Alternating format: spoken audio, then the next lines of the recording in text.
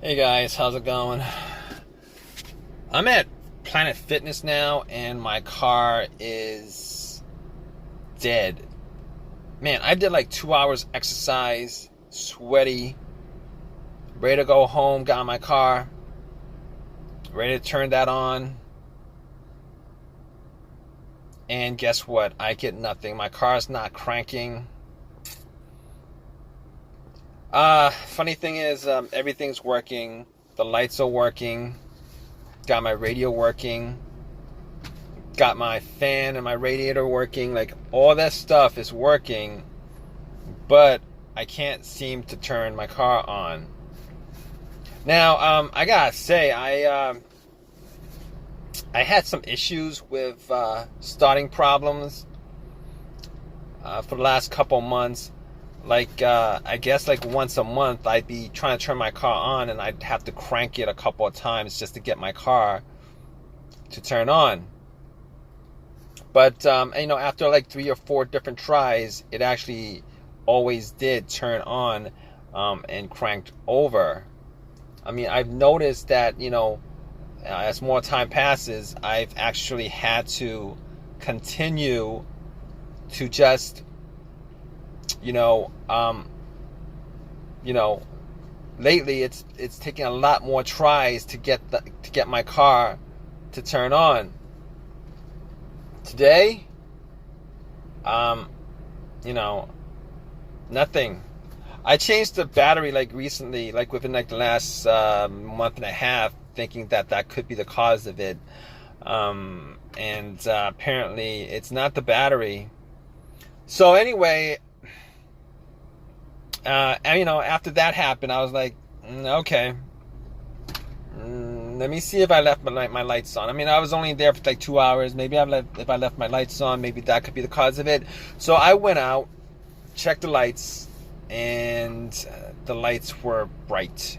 Normally what happens is if it's like a battery that's weak or whatever, you go out and the lights would be kind of weak or dim. The batteries are not weak or dim. I mean, I looked at it and it was very, very bright. So I was thinking maybe it's not the battery. Maybe it's not the battery. But I was like, I wasn't 100% sure on it. I really wasn't 100% sure on it. So I was like, let me try to get a jump. And luckily, I asked around a couple of people who were parking, and they were nice enough to help me out with a jump. So I put the cables onto the battery, and I tried it immediately. That didn't do anything, but I waited for like a couple minutes, hoping that it would charge up my battery to just crank it up, hoping that was the issue. It was a defective battery, but nothing happened after that. I tried turning it on and nothing happened. Just got the same thing, and got that click. Guys, you know that starter click? It just sounds like a click. Sound like a click. So I'm like, it sounded like a click.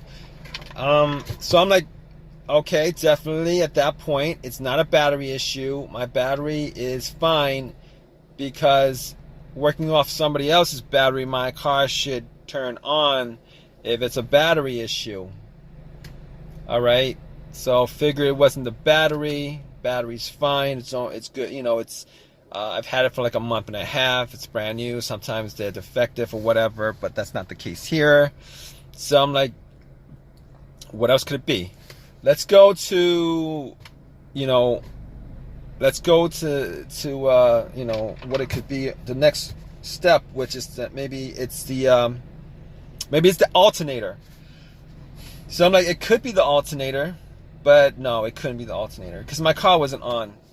I didn't need my car on. My car wasn't on. My engine wasn't running. My So normally the alternator goes out while your engine is running because it's not charging up the battery, and since it's not charging the battery, your car's running on the battery until it just finally dies out. I mean, there's a rare occurrence where my car was running on a dead battery up until the point I parked it and then turned off, and then it was very weak, and then I spent 2 hours in the gym, came back, tried to turn it on, and the battery's 100% dead. But that's not the case. That's not the case because if it was the alternator, once I put cables onto the battery from another car, the car should crank up. We crank or whatever, I would still hear a crank, and we should crank up. And then once you take the cables off, it would just die out because it's getting all the power from the battery from the other car. But that's not the case here because I put the cables on the battery and nothing happened. So I could rule out the alternator, rule out the battery, rule out the alternator. So what else could it be? Well, next thing up could be fuses, could be a relay. Well, let's do the relay. So I was thinking, well, it could be the relay. It could be the starter relay. I know it's not the fuel pump relay, because if it's just the fuel pump relay, this car would actually crank. It just wouldn't crank over. So I could rule out the fuel pump relay. It could be it could be the relay to the computer also, but I'm not even gonna go there. So the fuel pump starter. Let's the work of the starter relay. Is it the starter relay? So the relay actually does what it does. It relays electricity when you try to turn on to the starter, and I hear clicks. I hear clicks every time I try to start up, and that tells me that it's not. That tells me that it is not the relay that's causing it, because if it was a relay that was causing it, I wouldn't hear clicking. I wouldn't hear click every time I try to, because what happens is that's the solenoid you're hearing clicking, but the starter motor is not engaging. So I hear click, but okay. So moving on from that. I'm not 100% sure of it. Not 100% sure of that, but let's move on. Fuses.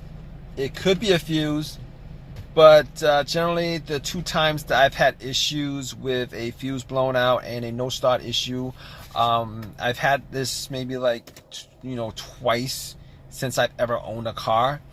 So the first one was, the car cranked up, but it wouldn't turn over, and I went through trying to figure out what that was, but it became it was a fuse that was causing it. That's what was causing it. The car cranked, but it wouldn't turn over, and as far as trying to figure out what's causing it, could be a whole bunch of other things causing it. Fuel pump, most likely a fuel pump, but it wasn't the fuel pump. Once I did a little fuse test to see which was good and which was bad, found out the bad fuse, popped it out, popped another fuse in, and it cranked over without a problem every single time. But that's not the situation here, because there's no crank at all. There's no crank at all. So that's not the situation here. The other time that I had a problem with fuse that caused a no start situation was no power to the car at all. I tried starting the car up, no power. It was as if somebody took the cables off the battery. Absolutely 100% dead. 100% dead. And it turned out, it was an Acura. It turned out to be a main fuse that connected the battery to the fuse box, and that was blown, which pretty much cut off all the power to the car. But that's not the situation here. It's not the situation here because, you know, I got everything still working. The lights work, you know, everything on the dash looks good. Everything on the dash looks good. Everything looks good, you know. So that's not the problem here. Okay, it's not the two cases of the fuses blowing that could have caused this. I mean, it could be, you know, something else with the fuses, another fuse that's blown, but I don't think that's the case. I don't think that's the case with this car, and not that I could actually test it out 100%, but I mean, just hypothetically speaking, I don't think the fuse is the cause of it.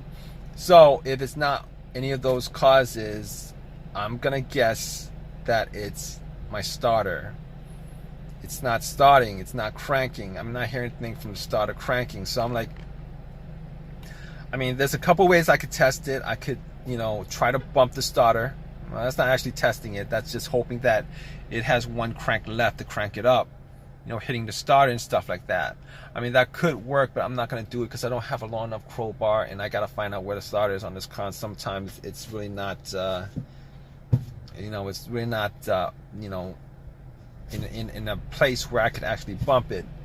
I mean, I could put a wire to it and then try to start it up, see if there's a test. I'm not going to do that right now because I don't have the tools to do it. But at this point, I'm going to assume it's a starter. And the reason why I didn't go there to begin with, I didn't assume it was a starter to begin with, is because I changed the starter out 8 months ago on this car. Changed it out 8 months ago on this car. What are the chances that 8 months later I maybe put in maybe I don't know, 8,000 miles on this car within 8 months? And what are the chances that it is, you know, that's the problem? Because I didn't, you know, you put a new starter, you're hoping you get maybe maybe over 100,000 miles on the starter itself. But the starter I bought was a rebuilt starter. I've had issues with rebuilt stuff before. I bought a rebuilt alternator from AutoZone before, and that thing lasted me like 6 months before my car was having issues. I know somebody who bought a rebuilt alternator, and the guy immediately started having issues once he popped it in because it wasn't charging the battery right. So at this point, I'm thinking it's the starter. I'm waiting for AAA to pick my car up, going through all those steps of trying to figure out what it is. Now I can't really say 100% for sure because I'm not actually out there testing it, but just from deductive reasoning on my part, I'm gonna say it's the starter. And it kind of sucks that it's the starter because now I'm gonna have to put some time in, you know, with this issue, and I've already put in maybe 45 minutes already. I'm waiting for an hour for AAA to come and get my car, and on top of that, I'm gonna have to either spend some time myself to put it in or pay somebody some money to put it in again. And that starter is warranted for I don't know what, a year or whatever, but it's warranted, and it kind of sucks because it's not actually the warranty that's the issue. It's either putting the amount of time in to get the starter, paying somebody to put in the starter. You know, I gotta pay again to have that done, or spend some more time to do it myself. It's really a pain. It's really a pain in the butt, and I really do not want to do it. Last time I paid somebody to do it, I'm going to see if I could probably do it myself because I don't want to spend that extra money. It kind of sucks. But it is what it is. I mean, right now, I'm thinking it's the starter. I was hoping maybe it would have been something simple. Would have been great if it was something simple. I'm sweating. Just did 2 hours, I'm sweating, and all right, guys, I'm just babbling on right now. I'm hoping AAA just comes, stops by to tow my car really within the next 30 minutes. But I know I'm gonna wait an hour for them to get here. But I'm gonna keep you guys updated. All right, guys. All right, guys. So yeah, got that starter put in. It was a starter. and that actually just sucks. It was the starter that was causing it. Oh man. So I had to pay somebody to do it. Sucks. You know, I'm like within a year, within 8 months now, I had the starter put in twice. And this stuff shouldn't happen, but if you guys know anything about, you guys know anything at all about rebuild stuff, you know, rebuild stuff, they only rebuild like a part of the stuff, part of it. Like the part that's broken is the part they rebuild, and all the other components on the you know, on the starter, alternator, whatever is being rebuilt, that's got the same mileage that it had on there originally. So, I mean, I did not want to buy a brand new starter because, you know, they're like twice as much, like $300 versus $150. You know, had warranty on it, so I got the starter anyway, warranted. You know, it's still warranted, but still, I didn't want to pay any more than I need to. Already complained to them about it, but you know, they're not going to give me money to get it redone. So, but that's just what it is. That's probably why it's warranted to begin with. But anyway, hope you guys enjoyed this video, or I hope it has helped you out. Please give me a thumbs up. If you guys got any comment, please comment, and please subscribe, guys. All right, take care.